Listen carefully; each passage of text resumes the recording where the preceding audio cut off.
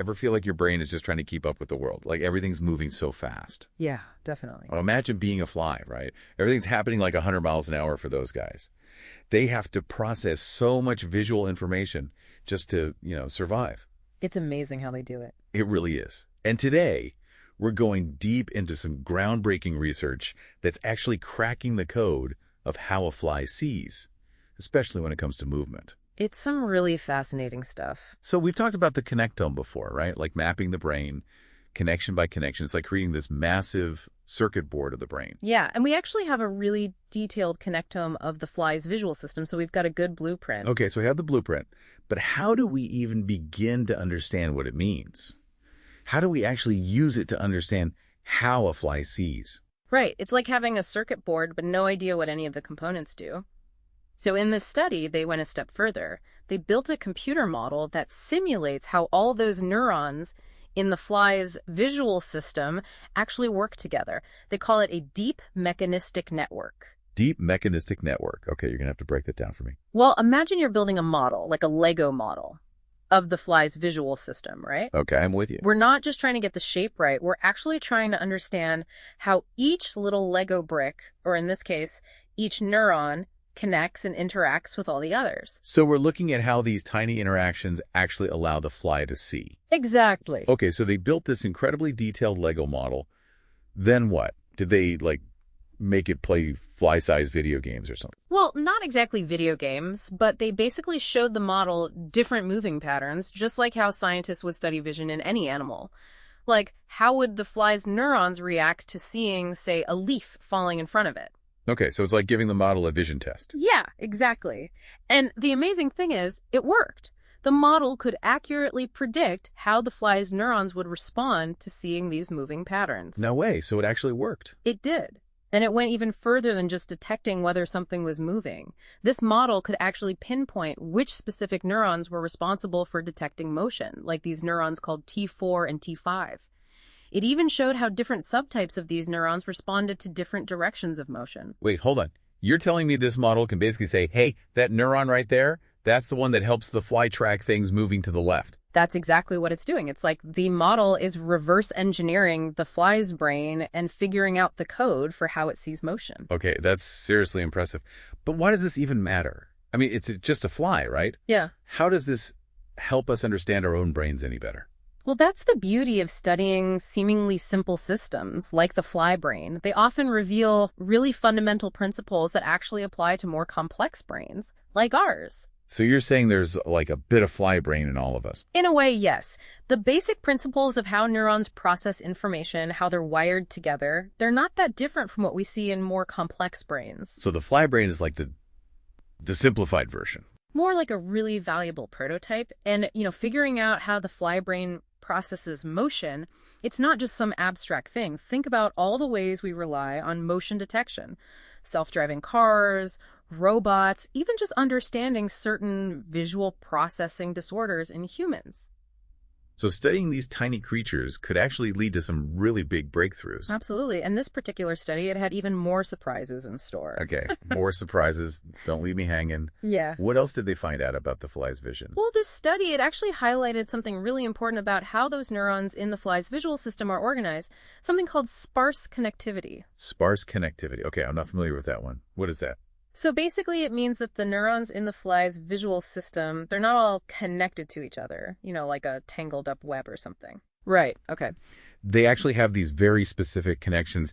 It's kind of like a well-organized team where each member has a very specific role. Okay, so not everyone in the office is getting CC'd on every single email. There's a method to the madness. Exactly. Yeah. And for the fly, this is really important because they need to be super efficient. They got to process visual information incredibly fast just to, survive, like dodging a fly swatter coming at them. Right, exactly. So how did they even figure out that this sparse connectivity was so important? Well, they found that when they incorporated this idea into their computer model, right? Yeah. It actually became much better at predicting how individual neurons would respond. So it's like they streamlined the connections in their model to match the fly brain, and boom, it just became super accurate. Exactly. kind of suggests that this kind of organization, it's not just some random thing in the fly brain. It's probably a really fundamental principle that helps their brains work so fast. Wow, that's pretty amazing. It's like finding out that the secret to, like, a supercomputer is actually just having a really, really organized filing system. Right. So this model isn't just identifying which neurons are important, it's showing us how they're connected and why that matters. Exactly. And remember those T4 and T5 neurons we were talking about? The motion detectors. Yeah, the star players. Right. Well, the model, it actually predicted how all those different subtypes, like the specialized positions on a team, it predicted how they'd respond to different kinds of motion. And it got it right. All because of this idea of sparse connectivity. Okay, so our star players have different specialties that make the whole system work better? I'm following you. Yeah. And here's the really cool part. The model didn't just confirm what we already knew, right? Right. It actually made some pretty interesting predictions. For example, it suggested that there's this whole other group of neurons called TMY3 neurons that might actually be involved in a whole separate pathway for motion detection. Wait, hold on.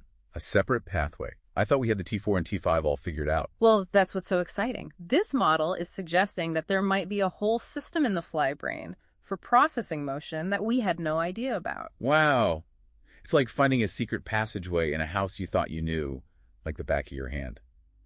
So this model is basically a treasure map, pointing us toward new discoveries in the fly brain. That's a great way to put it. And it really just goes to show how much there still is to learn about even the tiniest brains.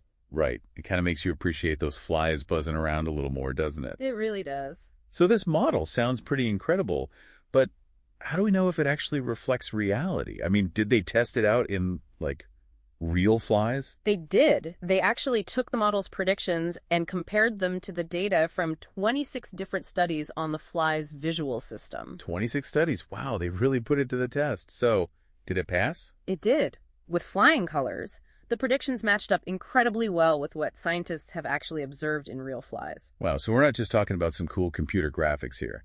This model is reflecting what's happening in the brains of actual flies. Absolutely.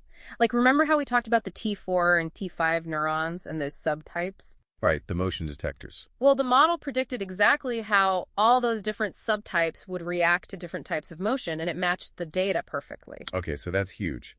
But what about those other predictions? Like you mentioned those TMY3 neurons in a whole other pathway.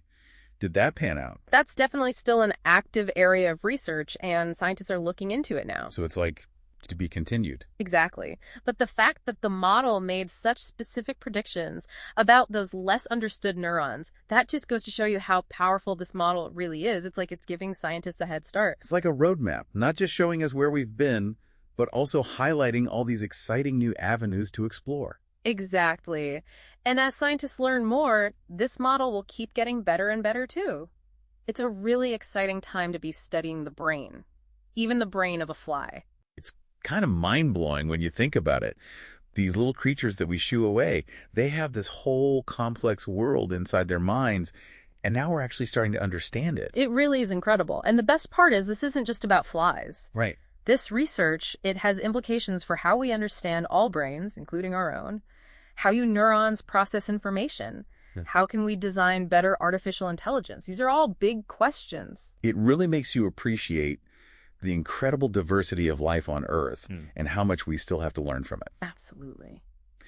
Well, I think we've successfully decoded the brain of a fly for today. We'll catch you on the next deep dive.